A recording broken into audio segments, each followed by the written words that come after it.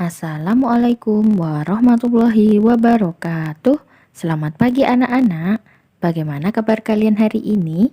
Semua sehat? Nah, hari ini kita akan belajar sejarah kebudayaan Islam tentang kisah Nabi Nuh alaihi salam. Nah, sebelum kita mulai, marilah kita membaca basmalah bersama-sama.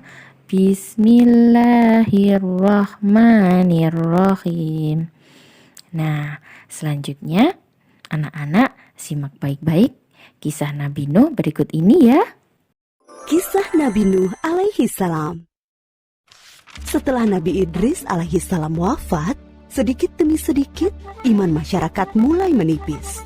Iblis dan pasukannya semakin gemar menggoda mereka. Kemudian mereka mulai senang membuat patung. Mereka membuat patung untuk menghormati para pahlawan, leluhur, tokoh-tokoh yang sudah mati. Patung-patung itu diberi nama sesuai nama para tokoh itu. Dari sekedar penghormatan, lama-kelamaan mereka mulai menyembah patung-patung itu. Mereka percaya bahwa patung-patung itu mempunyai kehebatan dan kekuatan yang bisa melindungi dan menentukan nasib mereka. Di antara patung-patung yang disembah itu, ada 5 yang paling mereka agungkan, yaitu Wa'at, Suwa, Yahud, Yauk, dan Nasr. Inilah asal mulanya manusia menyembah patung dan berhala. Tentu saja, ini semua hasil pekerjaan iblis dan pasukannya yang berusaha sekuat tenaga menyesatkan manusia agar tidak menyembah Allah dan masuk neraka bersama mereka.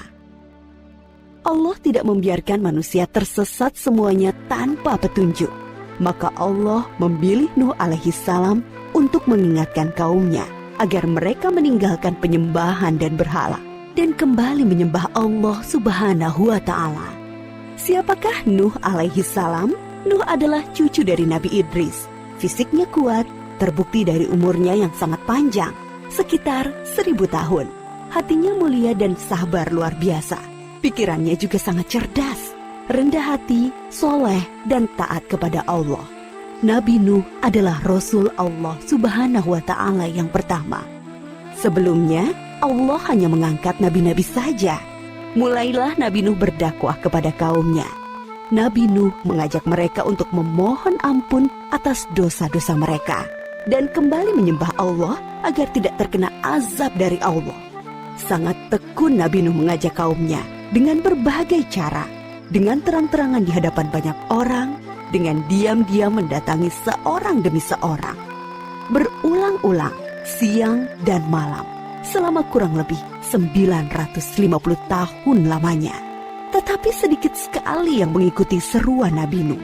Kebanyakan dari pengikutnya ini adalah orang miskin dan pekerja kasar. Jumlahnya sekitar 80 orang. Yakni sebagian besar kaumnya tidak mau mengikuti ajaran Nabi Nuh. Mereka bersikap angkuh dan sombong dengan menutup rapat-rapat telinga mereka jika Nabi Nuh mulai berbicara untuk mendakwahi mereka. Bahkan mereka menantang Nabi Nuh agar mendatangkan azab yang diancamkan oleh Allah Subhanahu wa ta'ala. Nuh, sudahlah, berhenti bicara. Percuma, kami tidak akan percaya. Sekarang begini saja, datangkan azab itu pada kami jika kau memang benar.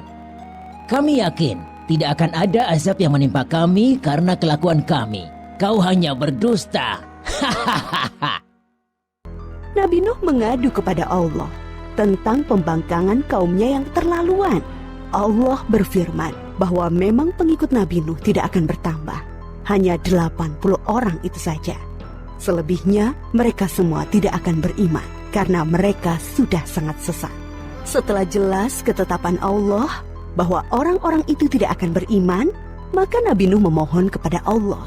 Tuhanku, musnahkanlah seluruh orang durhaka itu dari muka bumi. Mereka hanya membuat kerusakan dan melahirkan anak-anak yang durhaka.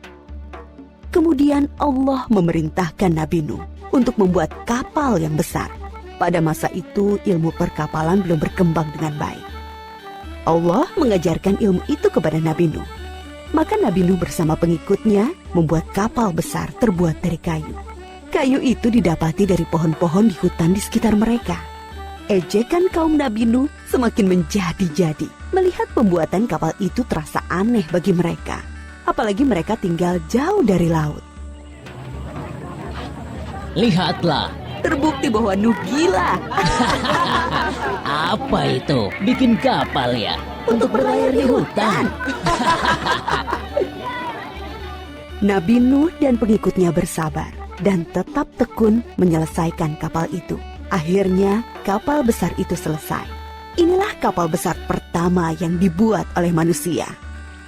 Kemudian Allah memerintahkan untuk mengumpulkan binatang-binatang sepasang-sepasang, jantan dan betina. Semua diangkut ke dalam kapal bersama orang-orang beriman. Semua keluarga Nabi Nuh, termasuk yang diangkut ke dalam kapal, kecuali istri dan salah satu anaknya, Kan'an. Mereka tidak mau masuk ke dalam kapal. Mereka tidak beriman dan termasuk orang durhaka. Sementara itu, langit menjadi gelap. Angin bertiup kencang, petir menggelegar. Hujan turun sangat lebat.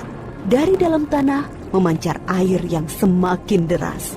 Juga dari dalam rumah-rumah penduduk, dari dapur-dapur mereka. Dengan cepat, air membanjiri bumi. Makin lama makin tinggi, menenggelamkan rumah, pohon-pohon, dan tentu saja orang-orang di luar kapal Nabi Nuh. Ketika Nabi Nuh melihat sekelilingnya dari atas, tampak putranya, Kan'an, sedang menyelamatkan diri dari banjir. Karena kasih sayangnya kepada anaknya, Nabi Nuh berseru, Anakku sayang, masuklah ke dalam kapal ini. Tidak ada yang bisa selamat dari azab ini kecuali yang berada di dalam kapal. Tidak ayah, aku akan memanjat bukit yang tinggi. Pasti aku akan selamat. Tiba-tiba datang gelombang besar dan Kan'an tidak terlihat lagi.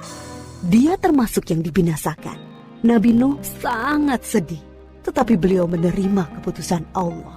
Di dalam kapal, Nabi Nuh bertasbih, memohon ampun dan berdoa tidak henti-hentinya bersama orang-orang beriman.